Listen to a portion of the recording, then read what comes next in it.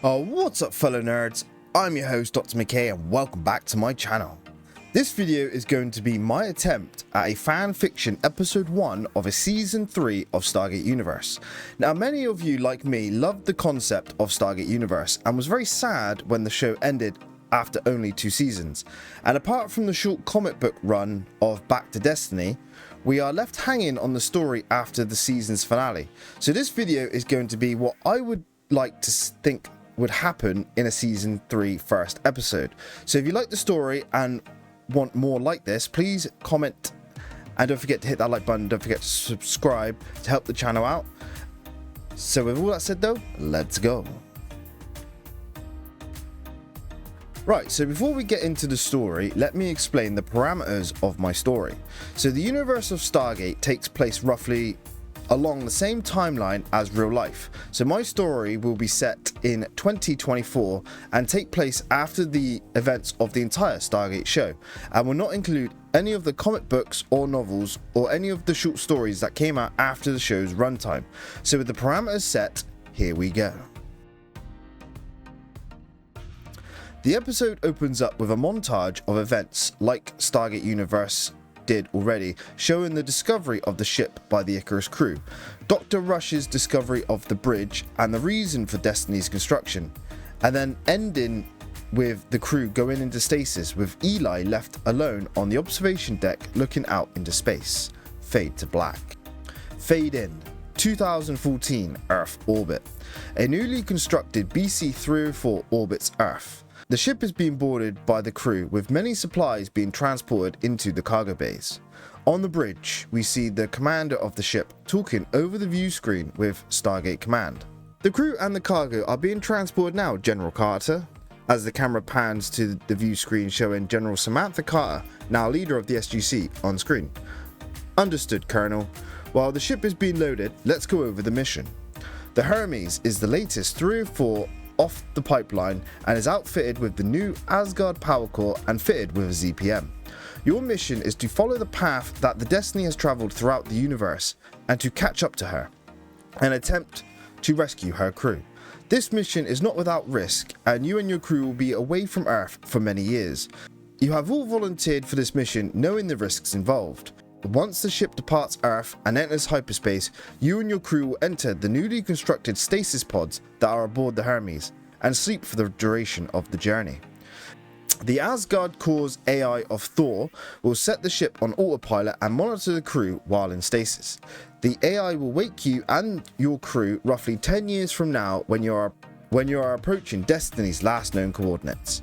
And when you reach Destiny, your mission is to rescue the crew and then effect repairs to the Destiny to bring it back to full health, and then transport the new Destiny crew over to continue Destiny's mission.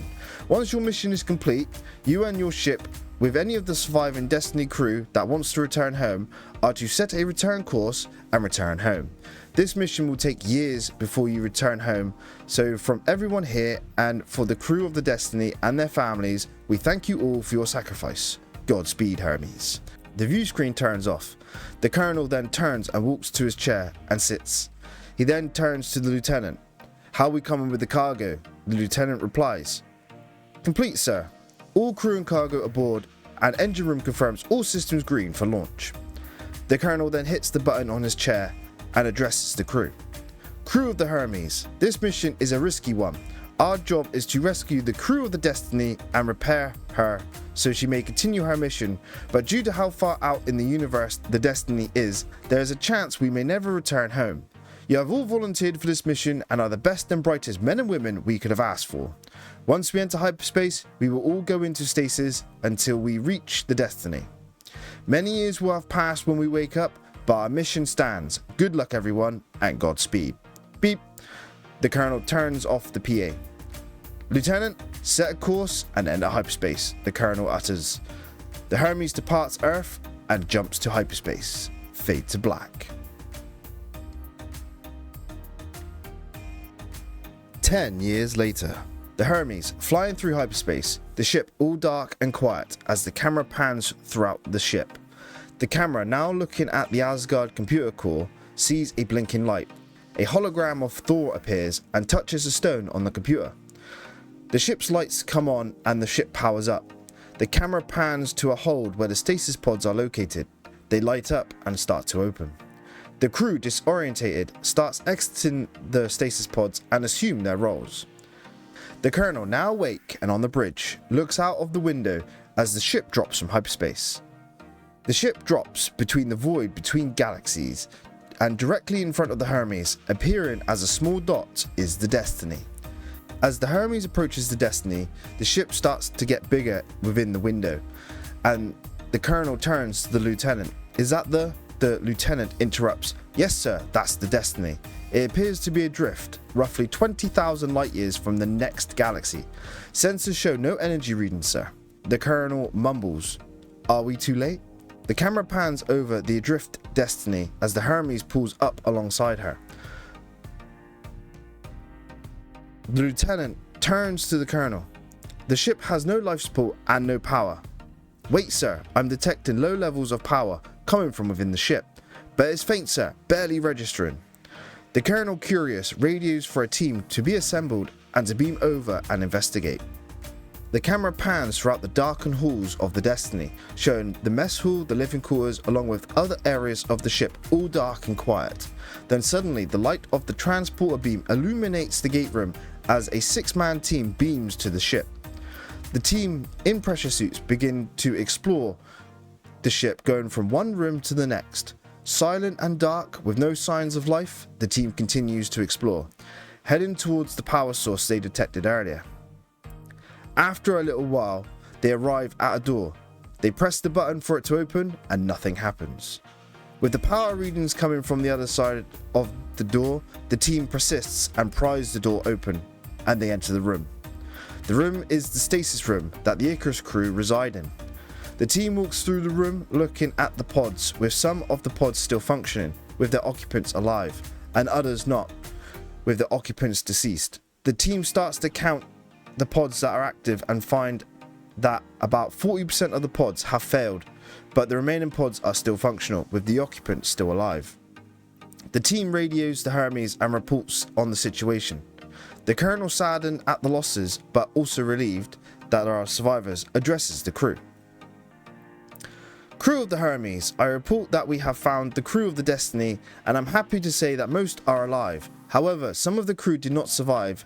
As sad as this is to hear, we have a job to do. Everyone to your stations and prepare to beam over to the Destiny to conduct repairs. Engine room, disconnect the ZPM and prepare for transport to the Destiny. We will use the ZPM to restore power to the ship and revive the crew." The Hermes crew begins to beam over to the Destiny and start effecting repairs. The camera pans throughout the Destiny's dark halls, showing engineers working, when suddenly the lights flicker and come on. Air starts to come out the vents as the ship begins to hum and come alive. With the ZPM now powering the Destiny and the life support now online, the Colonel beams over and begins to prepare to revive the crew from stasis. Now, for the crew that are alive, it depends on the actors who would come back to the show, but let's just say for my story that Rush, Young, Scott and Eli and Tamara are still alive. So the scene starts from black to then blurred eyes opening to them focusing on the Colonel as Colonel Young awakens from his stasis. He stumbles out the pod and asks, "Who are you?" The Colonel, holding up Young, replies, "We're from Earth. We came to rescue you." "Through the gate?" Young replies. The Colonel chuckles. "No, we travelled here on the Hermes, a Daedalus class ship with the sole purpose of rescuing you." "A ship?" Young says, surprised. "How long have we been in stasis?" "You have been in stasis for 10 years. 10 years, Young says to himself. "What about the rest of my crew?" Young says urgently to the Colonel. The Colonel replies with sadness, "Just over half the crew survived stasis, sir. The rest are deceased." Young, with a saddened look, looks over and sees Dr. Rush stumbling out of his pod. Rush looks up and says, "Where's Eli?" Fade to black. Scene. Fade in on a dark planet, raining with flashes of lightning, a shadowy figure running through the trees and bushes, appearing to be chasing an animal. The shadowy figure jumps upon a rock and throws a spear, striking down the animal. The shadowy figure approaches the downed animal, and with a flash of lightning, the shadowy figure is revealed. It's Eli. Fade to credits. That is the end of the first episode of my fan fiction Stargate Universe Season 3 first episode. So there we go then, my fellow nerds. How was that for the first episode? I did my best to convey the story I wanted to tell, but I'm no expert on storytelling or reading, so I hope I made sense in this story. This story is my fan fiction and is how I would like to see the return of Destiny handled.